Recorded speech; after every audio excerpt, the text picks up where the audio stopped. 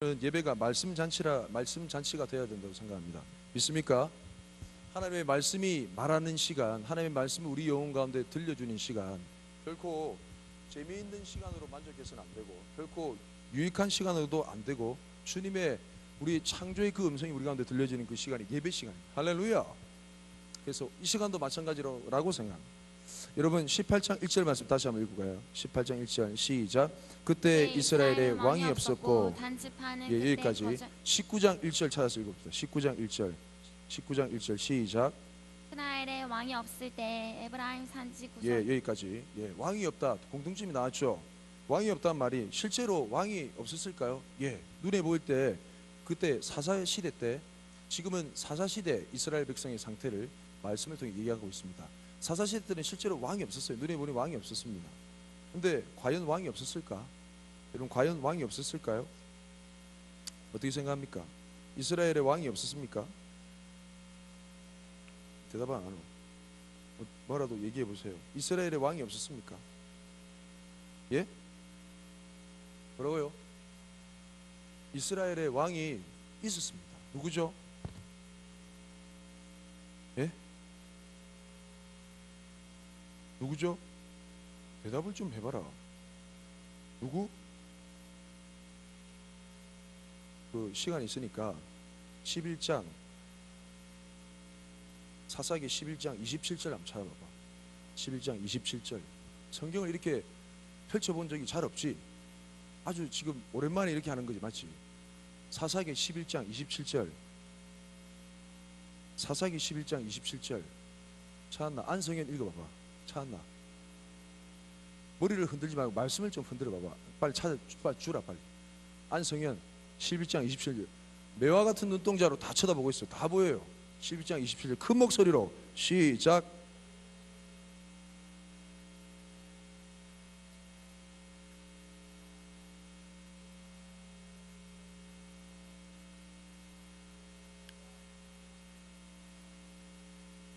아멘.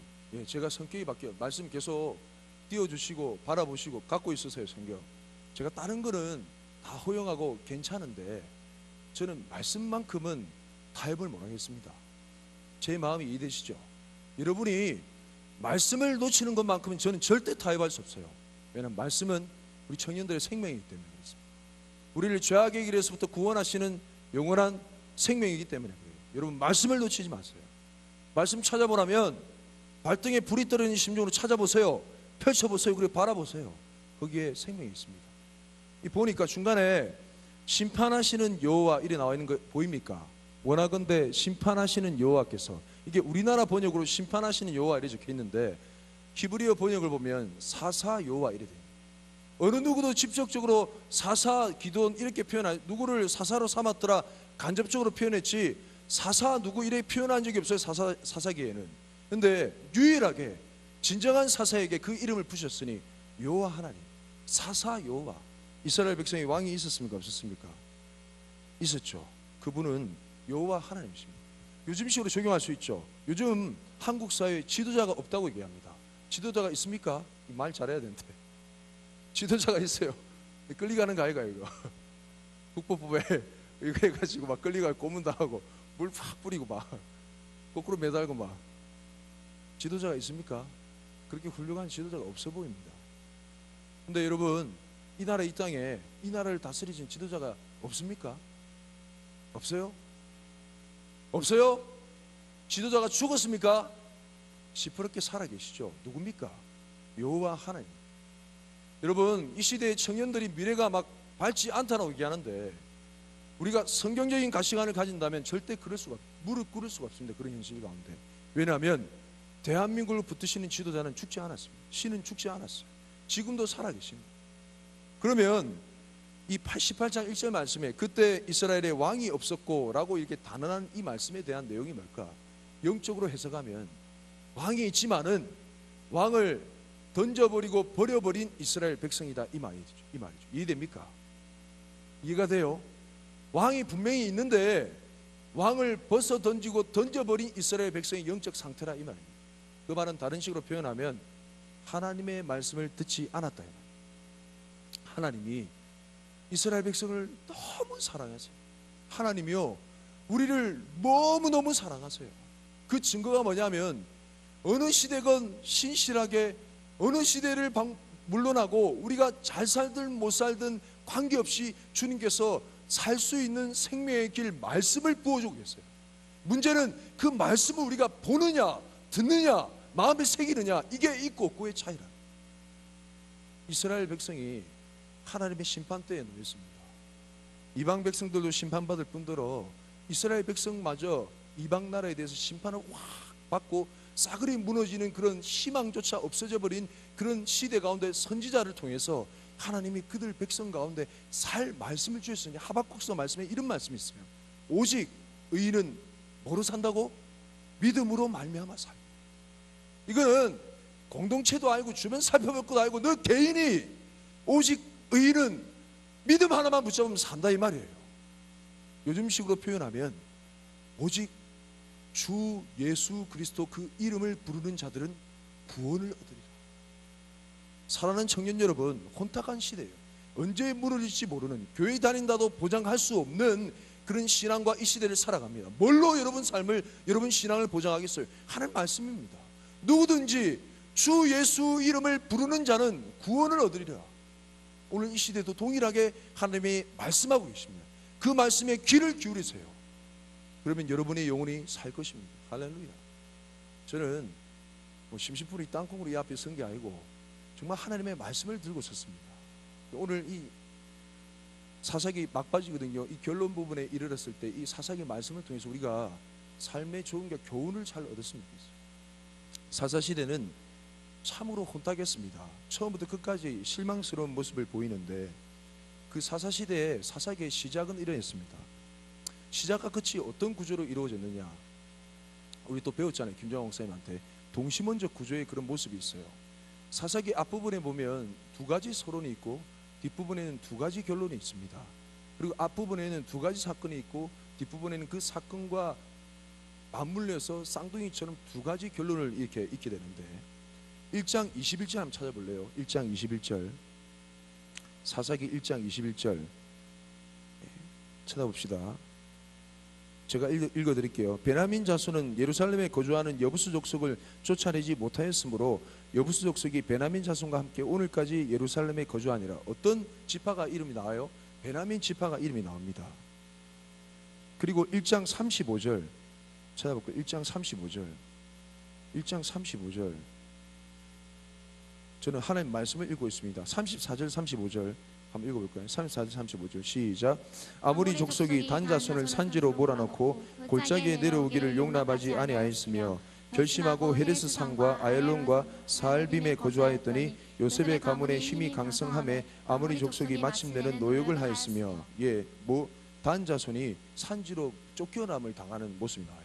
그래서 결론이요, 우리가 오늘 읽은 18장 포함해서 17장, 18장 이 이후의 내용에 보면 두 가지 결론이 이어지는데, 첫 번째는 단 자손이 주님께서 약속하신 땅을 떠나버리게 되는 그런 결론이 이어지고, 맨 마지막에는 베냐민 지파가 완전 멸망당하게 되는, 두 지파가 하나님이 약속한 땅을 정복하지 못했어요. 첫 번째 베냐민 지파가 약속의 땅을 정복하지 못하니까 맨 끝에 멸망당합니다. 단 지파는 하나님의 약속의 땅 가운데 머물러 있지 않고 다른 지역으로 옮기니까 단 자손이 엄한 백성을 멸망하고 그들이 정말 주님께서 원하시는 길이 아닌 죄악 가운데 거하는 처참한 결과를 우리가 이제 보는 거죠. 오늘 말씀은 단지파의 몰락입니다. 단지파가 등장하기 전에 먼저 등장하는 사람이, 주인공이 몇 명 있습니다. 좀 살펴볼까요? 17장으로 넘어가서 17장 1절 말씀 한번 볼까요? 17장 1절 말씀 띄워줍니다. 시작. 에브라임 산지에 미가라 하는 사람이 있더니, 미가라 하는 사람이 등장하고요. 7절 말씀 한번 볼까요? 7절 17장 7절 시작. 유다 가족에 속한 유다 사람 베들레헴에 한 청년이 있었으니, 한 청년이 등장합니다. 이 미가는 누구이며 이 청년은 누구인가? 그 두 사람의 죄악의 콜라보를 우리가 같이 보게 되는데, 이 미가라는 사람은요, 뭔가 기독교적인, 지금식으로 얘기하면 기독교적인 하나님을 믿는 야훼 신앙적인 그런 분위기에 속한 한 가정의 대표적인 인물입니다. 미가란 이름의 뜻이 뭐냐면 누가 여호와와 같은가 라는 뜻이에요. There is no one like you. 당신과 같은 사람이 없다 이 말이에요. 하나님과 같은 자 누구인가, 이런 줄임말이 미가라는 이름입니다. 그 말 그대로 이름에서 빚어져 나오는 그 느낌이 아주 신비스럽고 신앙적이고 아주 종교적인 그 이름이죠. 어떻게 보면 모태신앙의 아주 훌륭한 믿음의 가문의 집안이었을 수 있습니다. 그런데 어떤 사건이 벌어지는데 그 집에 은 1100세겔, 어마어마한 돈이에요. 현재 돈으로 이제 환산한 어떤 사람이 있었으니 그 뭐 하나님 나라 큐티책에 보니까 환산을 했더라고요. 165억에 해당하는 어마어마한 금액입니다. 이 돈이 그 당시로 따지면 1100세겔은 왕이 가질 수 있는 전리품에 해당하는 그런 어마어마한 금액입니다. 이 1100세겔이 없어졌어요. 누가 도둑놈이 훔쳐갔지. 그래서 어머니가 저주를 퍼붓습니다. 그 저주하는 내용이 그 아들의 미가에게도 들렸어요. 미가가 마음이 이렇게 여러 가지로 찔렸는지 뭐 어쩐지 잘 모르겠지만 그 1100세겔을 누가 훔쳐갔나? 미가가 훔쳐갔습니다. 잘 감추고 있다가 어머니가 저주까지 하니까 돌려드리죠. 어머니, 제가 훔쳐갔습니다. 근데 참 이후의 내용이 참 희한해요. 어머니가 저주를 퍼부었잖아요. 그런데 돌이켜 그 저주를 복으로 바꿉니다. 그러면서 뭐라고 얘기하냐면 17장 2절 말씀 한번 볼까요? 2절 말씀. 17절 2절 시작.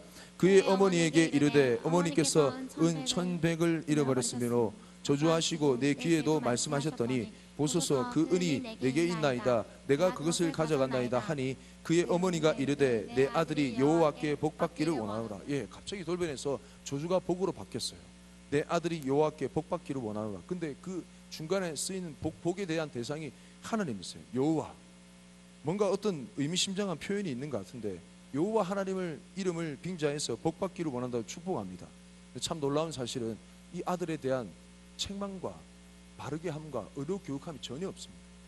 회개할 수 있는 기회와 가르침이 전혀 없고 그저 복을 받기 위해서 태도를 바꾸는 거죠. 뭔가 문제가 있어 보이는 거예요. 3절 말씀 읽어볼까요? 시작. 미가가 은 1100을 그의 어머니에게 도로 주매 그의 어머니가 이르되 내가 내 아들을 위하여 한 신상을 새기며 한 신상을 부어 만들기 위해서 내 손에서 이 은을 여호와께 거룩히 드리노라. 그러므로 내가 이제 이 은을 내게 도로 주리라.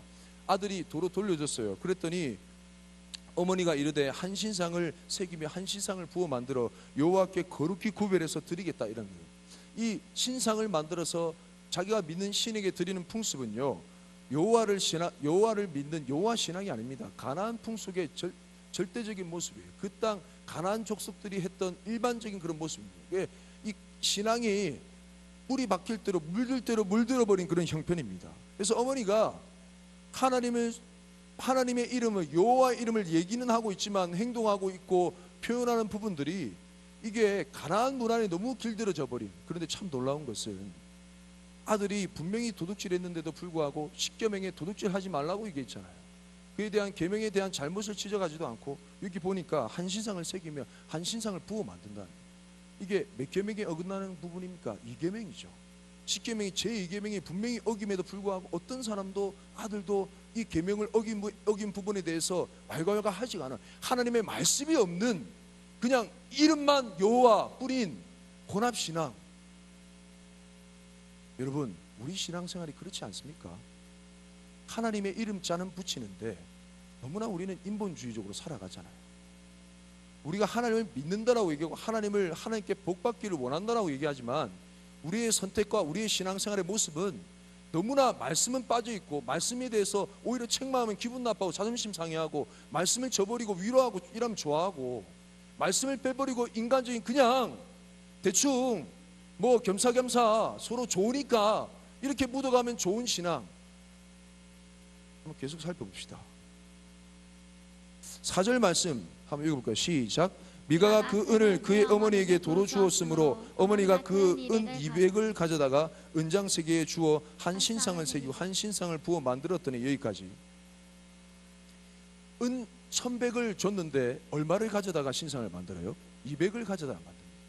그럼 나머지 얼마예요? 산수 잘해보세요. 900이 남아있잖아요. 하나님께 거룩히 구별해서 드린다는 신상을 부어 만들기 위해서 200을 줘요. 나머지는 in my pocket, 얼마를? 900을. 우리의 신앙생활 아닌가? 우리는 우리 자신을 위해서는 얼마든지 여러 가지로 많이 남겨놔요. 근데 하나님에 대해서는 조금 드리자. 인색할 만큼. 우리의 체력도, 우리의 정성도, 우리의 마음도, 우리의 목청도 유일한 예배의 대상이신 그분께 모든 걸 다 쏟아도, 왜냐하면 그분은 모든 걸 우리에게 주셨거든요. 우리에게. 그러야 함에도 불구하고 우리는 아주 조금 드리고 그것마저도 인정해 주지 않으면 생생되죠. 축복해 주지 않으면 토라져 버리고 삐져버리고 교회 안 나오잖아. 이게 우리 신앙 아닌가? 너무나 여실히 지적하고 있죠.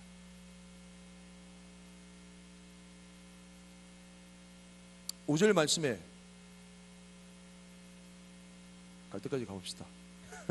시작. 그 사람 미가에게 신당이 있으므로 그가 에봇과 드라빔을 만들고 한 아들을 세워 그의 제사장으로 삼았더라. 예, 막장까지 갑니다. 자기를 위한 예배, 신당을 집에 차려버려요.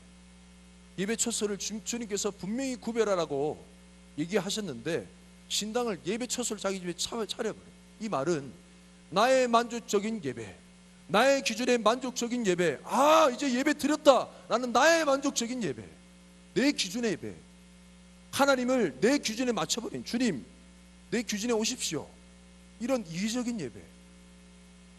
참 놀라운 건 그 미가의 한 아들을 제사장 삼아버려요. 막장이에요. 제사장은 분명히 아론의 후손이 제사장이 돼야 되는데 자기 아들을 제사장 삼아버려요. 자기 마음대로 자기 식의 말씀을 무시하고 자기 나름대로 예배 가운데 갇혀있다는 거예요. 아무리 말씀이 주님 앞에 춤추며 예배하며 손뼉치며 예배하며 속옷치며 예배하며 해도 나는 그런 스타일 아니에요. 자기 만족적인 예배 가운데 길들여져 있는 거예요. 오늘 좀 힘들죠. 근데 우리 영혼은 즐거워하는 거 압니까? 우리 영혼은 즐거워하는 거 알아요? 왜냐하면 하나님 말씀이 들리기 때문에. 제가 왜 이렇게 바뀌었는가 금식을 해보니까 삶이 정돈이 되더라고. 정신이 차려지더라고. 뭐가 필요한지, 우리에게 밥이 필요한 게 아니더라고. 압니까? 저는 즐거워요. 이렇게 한 가정이 몰락해도 몰락할 수 있는가? 이 미가의 가정의 몰락은 이스라엘 전체의 몰락을 상징합니다. 다 이렇게 어떻게 결론 내냐? 6절 말씀 읽어보면 알잖아요. 6절 말씀을 큰 목소리로 같이 한번 읽어보세요. 시작. 그때 이스라엘에 왕이 없었으므로 사람마다 자기 소견에 옳은 대로 행하였더라. 우리가 뭐 대충 추측하기로 그래도 선한 사람이 있었겠지 하겠지만 말씀은 분명히 얘기합니다.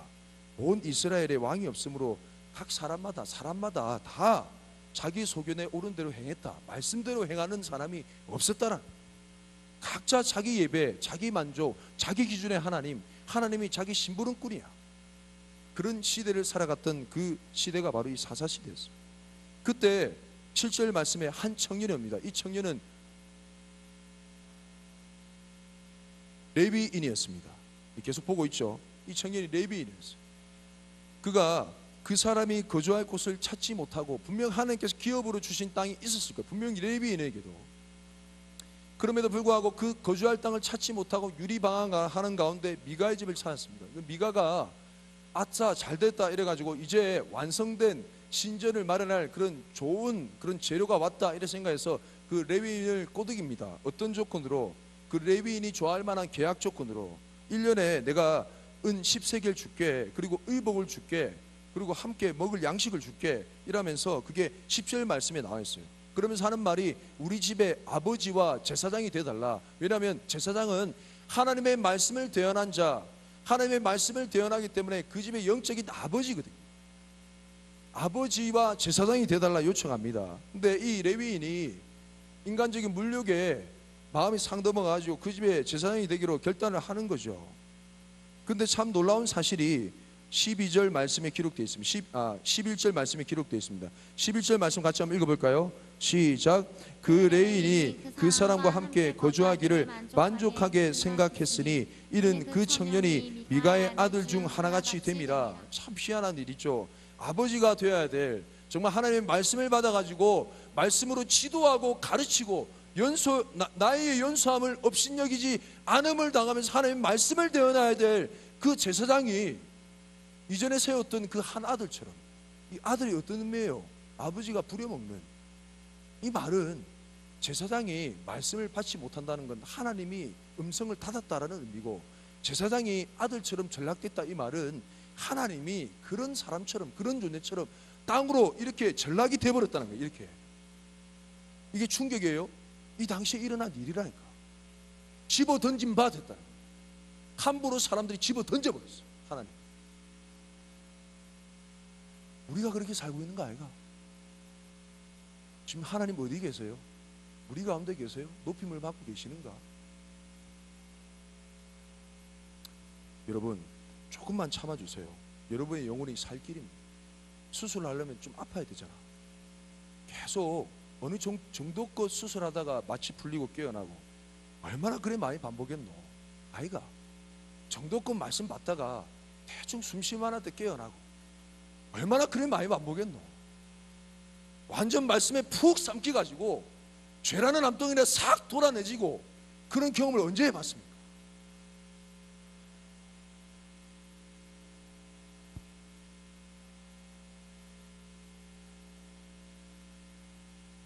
제사장도 다 완전 타락하고 미가도 이스라엘 지파하고 중에 기독교 집안이라고 자랑하는 이 미가의 집안이 완전히 타락하는 가운데 한 지파가 또 등장하는데 골치 아픕니다.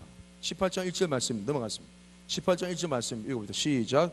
그때 이스라엘에 왕이 없었고 단 지파는 그때 거주할 기업의 땅을 구하는 중이었으니 이는 그들이 이스라엘 지파 중에서 그때까지 기업을 분배받지 못하였습니다. 예, 분배받지 못했을까요? 과연? 우리 말씀 하나 찾아봅시다. 아까 찾아봤겠지만 그 말씀 죄송하지만 수고스럽겠지만 1장 34절 35절 좀 다시 한번 띄워주세요. 아니, 앞에 띄워. 예, 오늘 왜 이러지? 죄송합니다. 제가 미안해지네. 1장 34절 35절 다시 한번 읽어봅시다. 아까 봤는데 같이 한번 읽어볼까요? 시작. 아무리 족속이 단 자손을 산지로 몰아넣고 불사기에 내려오기를 용납하지 아니하였으니. 예, 여기까지. 단 자손이 아모리 족속 때문에 쫓겨남을 당했어요. 이게 뭔가 전세가 역전이 됐지. 사실은 하나님께서 아모리 족속을 멸하라 했잖아요. 그렇죠? 단 자손이 쫓김을 당했어요. 이건 하나님의 수치요 그들의 믿음에 대한 반응이 아니라 불순종이었습니다. 온전한 순종의 걸음이 아니었죠. 여러분 상황이 불리해진다 해서 인간적인 마음이 들어서 두려움이 임한다 해서 여러분의 믿음의 자리를 포기하고 자리를 털어버리지 마십시오. 그 자리를 지키십시오. 그게 주님의 뜻입니다. 그 이후에 일어날 일에 대해서 오늘 여실히 보여줍니다. 기업으로 머물 땅을 아직 얻지 못했어요. 18장으로 돌아옵시다. 아직 땅을 얻지 못했어요. 그래서 5명의 용감한 장수를 정탐꾼으로 삼고 보냅니다. 그 정탐꾼들이 가는 중에 미가의 집에 들리게 되죠. 미가의 집에 들리면서 그 미가의 집에서 나오는 한 근엄한 제사장의 음성을 듣게 됩니다. 그 청년이죠. 그 청년의 음성을 듣게 돼요. 아, 제사장이냐? 그래서 이 미가의 집에 있는 제사장에게 그 5명의 정탐꾼이 묻습니다. 우리가 지금 정말 하나님께서 우리 가운데 새로 기업을 줄 땅으로 가려고 하는데 과연 하나님이 뭐라고 얘기하는지 한번 물어보자 라고 얘기하는 거예요. 그때 그 레위인 제사장이 이렇게 얘기합니다. 5절 말씀 읽어볼까요? 5절 말씀 18장 5절 6절 18장 6절입니다. 시작. 그 제사장이 그들에게 이르되 평안히 가라 너희가 가는 길은 여호와 앞에 있느니라 하니라. 과연 하나님께서 이래 말씀하셨을까요? 아니요. 그래 말씀할 일이 없습니다. 배달 사고죠. 하나님은 소포를 보낸 적 없는데 택배가 도착해 버렸어요. 이건 배달 사고입니다. 이런 일이 종종 왕왕 많이 있어요. 하나님은 말씀하신 적 없는데 우리는 들어버리지. 그리고 남한테 들어버리지. 잘못된 부분. 배달 사고가 빈번하게 많이 일어났던 시절이 바로 이 시대. 왜? 자기 소견에 옳은 대로 다 행하기 때문에. 누이 좋고 매부 좋고 평안히 가라 너희가 가는 길은 여호와 앞에 있느니라. 이에 5사람이 어디로 가라면 라이스라는 지역을 갑니다. 7절 말씀 읽어봅시다. 시작. 이에 5사람이 떠나 라이스에 이르러 거기 있는 백성을 본즉 염려 없이 거주하며 시돈 사람들이 사는 것처럼 평온하며 안전하니 그 땅에는 부족한 것이 없으며 부를 누리며 시돈 사람들과 거리가 멀고 어떤 사람과도 상종하지 아니함이라. 예. 라이스란 지역에 가보니까 아주 평온한 지역이었어요. 여러분 이스라엘 백성 가운데 가나안 정복을 할 때 그 전쟁의 원칙을 이전의 말씀에 주님께서 얘기하시는데 이런 원칙이 있습니다. 주님께서 멸하라고 한 땅에는 헤렘 진멸하라는 원칙이 있어요. 진멸하랬어요. 그 전리품도 건드리지 말고 진멸, 완전히 싸그리 진멸하고 불태워버리랬어요. 이게 주님께서 죄악 많은 가나안 땅, 아무리 가나안 땅을 향한 주님께서 내리신 처방이었습니다. 그 대신 먼 지역에 있는 나라에 대해서는 뭐를 선언했느냐? 샬롬, 평안을 선언하라고. 평안하는요, 이렇게 인사를 했어요. 만약 그들이 대적하고 거부하면 싸우고, 그렇지 않으면 상관하지 말라고 얘기했어요. 지금 여기 나오면 그 원칙을 어기고 있어요. 너무나 평안이 거하고 있는 그 땅, 라이스시요, 도저히 싸울 만한 생각이 전혀 없어. 근데 이 단지파가 싸우려고 점령을 하려고 지금 마음 먹고 있는 상황입니다. 근데 중간에 보면 참 되게 재미있는 표현이 시돈 사람들이 사는 것처럼 평온하며, 근데 이 표현이 결코 좋은 표현이 아닙니다. 여러분 잘 아세요? 북이스라엘에 이스라엘 백성을 완전히 깡그리 무너뜨리는 한 여인이 수입이 됩니다. 그 여인이 뭐냐면 이세벨이에요. 이 이세벨이 어디 출신이냐면 시돈 출신입니다. 이세벨이 갖가지 우상들을 다 데려오죠. 이 시돈이 우상 숭배의 집결지였어요. 평온하고 잘 살고 괜찮은 곳일수록 우상 숭배가 극심한 지역일 가능성이 많습니다. 잘못된 거짓과 평안, 안 믿는 사람도 잘 살고 평온할 수 있지. 여러분 그 평온을 부러워하지 마십시오. 가짜, 거짓, 시편 말씀에 후 불어버리는 입김보다 가벼운 평안입니다. 그런 지역을 보는 거지. 단지파 자손들이 인간적인 마음으로 어떤 마음이 들었을까? 지금까지 우리가 쫓겨다니며 나그네 신세를 보냈더니 하나님께서 정말 대박 장소를 우리에게 주시는구나. 열심히 옮겨 다녀야 돼. 사람은 이렇게 부지런해야 돼 라고 자기에 합리화하면서 이 땅을 취하고자 단결했지 않았을까? 5사람이 의기양양하며 돌아가게 됩니다. 이 돌아가서 미가의 집에 머물고 그 땅 백성들이 머물고 있는 곳에 가가지고 다 보고를 하죠. 그래서 600명을 선발해서 올라가는 중에 다시 미가의 집에 도달하게 되는데, 미가의 집에 이르러서 그 5사람이 600명 나머지 형제들에게 얘기합니다. 얘기하면서 이 집에 이르렀으니 너희가 보는 게 뭐냐? 여러 가지 우상들과 신전 그리고 제사장을 보지 않느냐? 우리가 무엇을 해야 되겠느냐라고 물어본, 이 말은 그 신전을 옮겨가서 제사장을 도둑질하고 가서 라이스를 점령해서 우리가 살 제국을 건설하자, 이 말이에요. 그러면서 미가의 집에 있는 재산을 다, 에봇과 드라빔은 수호신이고 에봇은 중간에 우림과 둠림이 있는 하나님의 뜻을 묻는, 어떻게 점을 칠 수 있는 그래서 우상 숭배의 대상이 될 수밖에 없는 제사장의 의복이었습니다. 그 에봇과 드라빔과 각종 신상, 그 신전 세트를 다 들고 제사장까지 다 회유하고 설득해서 그가 라이스 지역에 가게 되는 거죠. 잔인무도하게 그 지역을 점령하게 되는 것이 오늘 스토리의 모든 내용입니다. 사랑하는 청년 여러분, 여러분 들을 때 상당히 거북스럽게 들리죠. 근데 이게 우리의 모습. 이 제사장, 레위인 제사장만 해도 조건을 따지고 조건에 따라서 이리 부는 저리 부는 바람처럼 사역지를 옮겨다닙니다. 말씀을 준비하면서 제 마음에 얼마나 뜨겁게 이 말씀이 다가오는지 많이 회개했습니다. 조건과 상황에 관계없이 주께서 부르시는 곳에 가겠습니다 하는 마음입니다. 한국교회가, 그리고 특별히 대형교회가 그들의 커진 그런 대형의 그 규모들을 생각하면서 하나님이 우리와 함께 하시니 하나님의 이름으로 온갖 좋은 말을 다 얘기하면서 비전 없이, 어떤 목적 없이, 주님께서 우리 가운데 얘기하신 어떤 분명한 하나님의 음성 없이, 부르심 없이 온갖 좋은 일을 한다 하면서 약하고 힘든 유약한 자들을 압제하며 어렵게 하는 것이 요즘 시대 아닙니까? 덩치만 컸지 비전은 상실해버린 단지파처럼 하나님께서 마치 나에게 좋은 기회를 주신 마냥 주님의 뜻이라고 그 거짓 배달된 제사장의 그 음성 가운데 속아 넘어가 하나님의 뜻이라고 자기 합리화하면서 그 제사장까지 돈으로 주고 사서 나만의 예배에 만족해버리는 그런 처참하게 무너져버린 단지파의 그런 현실, 과연 이게 우리의 모습 아닙니까?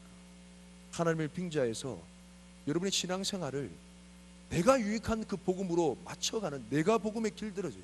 여러분 이 자리에 왜 오셨어요? 왜 앉아 계십니까? 하나님의 말씀을 듣기 위함입니까? 집연한 강사의 강연을 듣기 위함입니까? 아니면 여러분 마음 가운데 어떤 목적을 가지고 왔는데 그 목적이 뭔지도 모르고 앉아 계십니까? 이 시간은 하나님의 말씀이 들려야 되는 시간입니다. 오늘 이 시대에 담임 목사님께서 오전 예배 가운데 이야기를 회개에 대한 말씀이 사라져 버렸다라고. 제가 이 말씀하면서 정말 잘 듣는 사람이 누구일까요? 바로 접니다.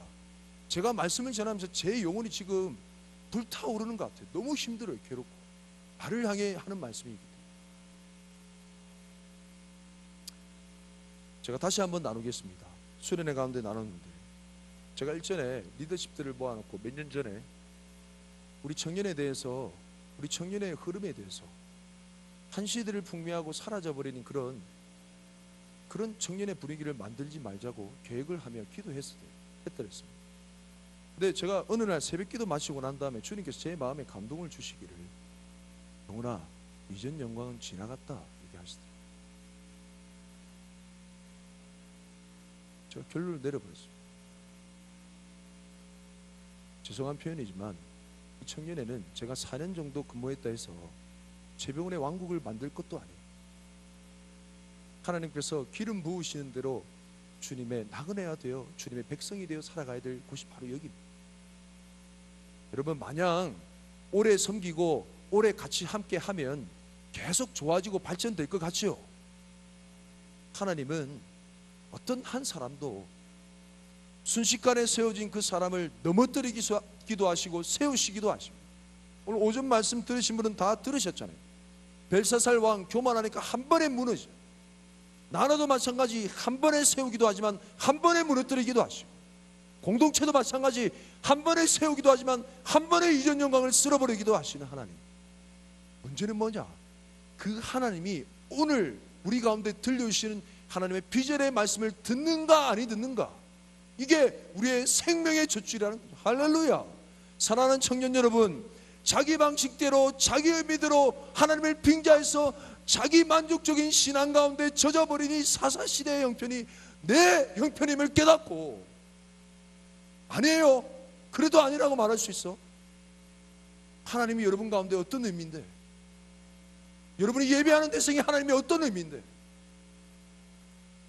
모태신앙이라고 몇 대째 믿는 집안이라 하지만은 기회 있는 대로 좋은 조건이 이루어지면 그 길로 가버리는, 적절하게 하나님은 200세겔 나는 900세겔 가로채기 잘하는 그런 나의 신앙, 조그만 환난 풍파가 닥치면 그대로 쓰러져 버리는 병약한, 도대체 하나님의 자녀는 어디에 있고 살아계신 하나님은 어디에 계시는, 도저히 그 신앙을 찾아볼 수 없는 병약해버려진 그 정체성 없는 그 신앙. 여러분, 주님의 자녀입니까? 주님의 백성이에요? 여러분의 믿는 하나님은 여러분이 믿는 능하신 하나님입니까? 왜 걱정하며 두려워하죠? 왜 염려하지 않을 걸 염려하죠? 하나님의 나라와 의는 여러분의 가슴 속에서 언제 사라졌습니까? 제가 금식해보니까 이 모든 것들이 깨달아지더라고요. 사랑하는 청년 여러분, 오늘 우리 이렇게 살아서는 안 됩니다. 이전 영광 금방 지나가 버릴 거예요. 거짓말 같죠? 진짜 주님 얘기하셨다. 나 포기하고 내려놓기로 했어. 과감하게. 중요한 건 뭔지 아세요? 학개서 말씀에 이런 말씀이 있어요. 이후의 영광은 이전 영광과 좋게 비교할 수 없도다. 여러분, 이전에 우리가 누렸던 은혜 참 귀하잖아요. 정말 너무 좋아요. 근데 그것을 계속 바라보고 사모하면 주님께서 새롭게 주실 차원이 다른, 너무나 정말 생생한 차원이 다른 주님의 영광을 맛볼 수가 없습니다. 사랑하는 청년 여러분, 주님이 얼마나 우리를 사랑하시는지 살 길을 오늘 말씀을 통해 우리 가운데 보이셨습니다. 하나님을 빙자한 신앙을 뿌리칩시다. 하나님을 빙자한 인간적인 그런 신앙을 내려놓읍시다. 하나님을 예배하는 신앙, 하나님을 빙자해서 복받기를 원하노라 라는 신앙이 아니라 하나님만을 예배하는 신앙. 우리에게 환난 풍파가 닥쳐도 나는 그래도 하나님, 우리에게 어려운 시련이 닥쳐도 그래도 하나님, 우리에게 정말 힘들고 어려운 그런 순간이 계속 반복된다 할지라도 나는 예수님을 저버릴 수가 없습니다 라고 고백하는 지고지순한 청년들의 발걸음이 되시고, 그래서 세상의 인정보다 하나님의 기쁨과 자랑이 되는 저와 여러분의 삶이 되시길 예수님 축복합니다.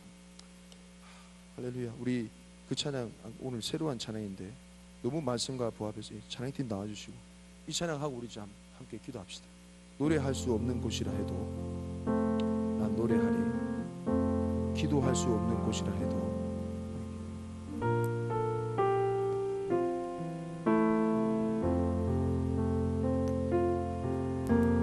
노래할 수 없는 곳이라 해도 나는 노래하리. 난 자리에서 한번 일어날까요? 자리에서 노래하리. 사랑하는 여러분, 자리에서 일어납시다. 기도할 수 없는 곳이라 기도할 수 없는 곳이라 해도 난 기도하리. 다시 한번 노래할 수 없는 곳이라 해도 노래할 수 없는 곳이라 해도 난 노래하리. 난 노래하리. 기도할 수 없는 곳이라 기도할 수 없는 곳이라 해도 난 기도하리. 주님 사랑의 손길이 나를 만들어 내 모습 이대로 사용하여 주시네. 흐트러진 마음을 만지시어 이끄시는 곳 어디라도 나는 너의 주님 사랑의 손길이 주님 사랑의 손길이 나를 만들어 내 모습 이대로 사용하여 주시네. 흐트러진 마음을 만지시어 이끄시는 곳 어디라도 나는 노래하리. 기도합시다.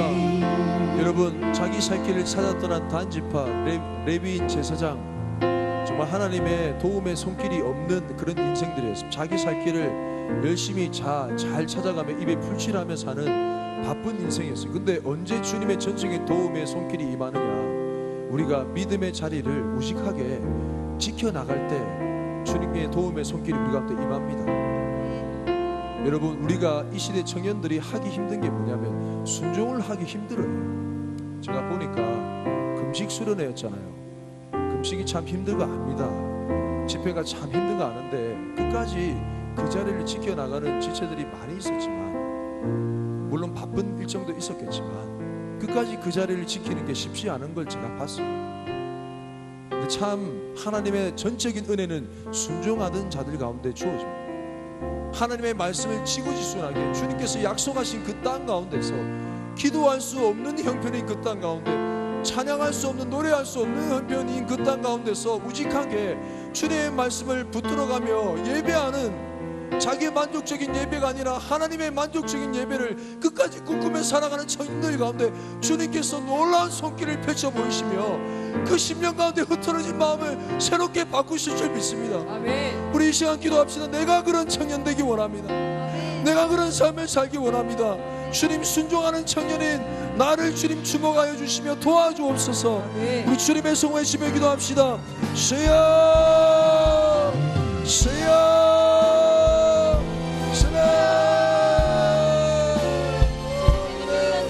살아계신 주님, 이 시간 우리가 결단합니다.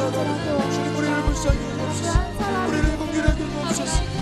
주님께서 약속하신 것 기도할 수 없는 주님께서 약속하신 것 한 사람이 내가 될 수 있도록 주님이 명하시는 것 주시옵소서. 하나님, 내가 어디 서 있는지, 내가 어디에 서 있는지, 어디 하나님 기뻐하시는 주님 사랑의 손길이 나를 만들어 내 모습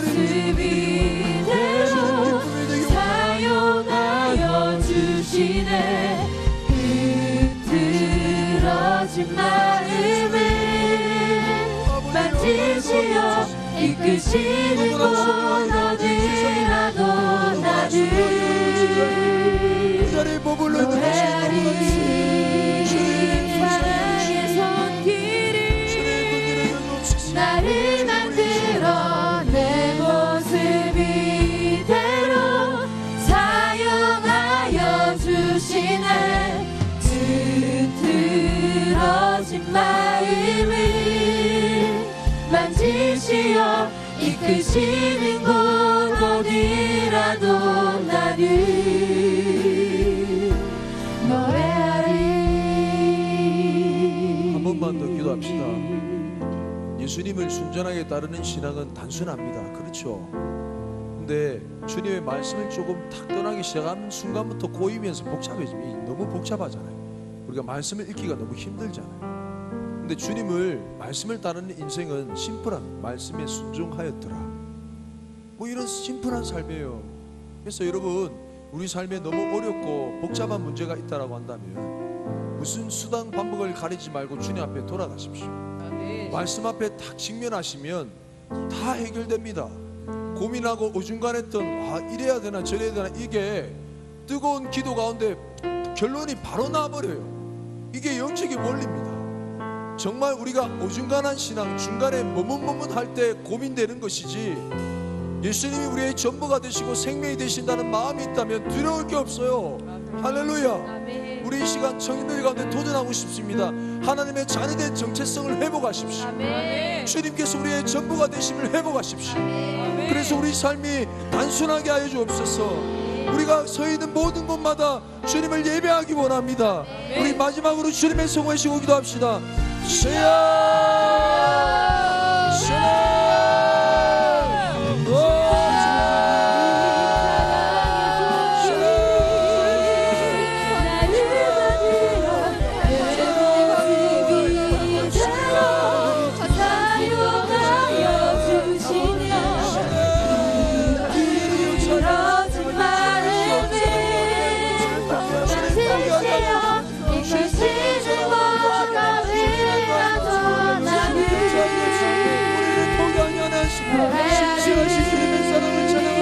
사랑의 손길이 나를 만들어 내 모습 이대로 사용하여 주시네 부러진 마음을 만지시어 이끄시는 곳 어디라도 나를 노래하리 사랑의 손길이 나를 만들어 내 모습 이대로 사용하여 주시네 부러진 마음을 만지시어 이끄시는 곳 어디라도 나를 노래하리. 주님 참으로 혼탁한 세상을 살아갑니다. 세상 가운데서 하나님 예수님 하면 참 우습게 여기고 가찮다고 여기며 우리를 쳐다봅니다. 나도 모르게 그 세상의 길들여져서 내 안에 계신 예수님이 너무 작은 것처럼 살아들었습니다. 주님 이 시간 회개하는 마음으로 다시 말씀으로 돌아갑니다. 주님 우리의 전부가 되시며 온 만유의 주가 되심을 이 시간 고백하오니 내 삶과 내 심령에 그 주님이 회복되게 하여 주옵소서. 멀리 멀리 곁길로 살 길을 찾아 떠나갔던 방황했던 나의 삶을 회개합니다. 믿음의 자리를 지키며 지금 이 순간이 너무 기도할 수 없고 찬양할 수 없는 기가 막힌 그런 순간이라 할지라도 만유보다 크신 주님이 나와 함께 하시며 기적과 같은 주님의 손길이 나를 향해 내미실 때 우리 삶이 놀랍도록 변화되는 은혜의 역사가 이번 한 주간 삶 가운데 계속되게 하여 주옵소서. 하나님을 빙자해서 핑계대며 살지 않게 하시고 하나님을 예배하며 우리의 전부를 드려 주님을 섬기게 하여 주옵소서. 너무나 사랑하는 이 청년들을 포기하지 않으시는 살아계신 예수 그리스도의 이름으로 기도합니다. 우리 주님께 영광의 박수 올리겠습니다. 할렐루야.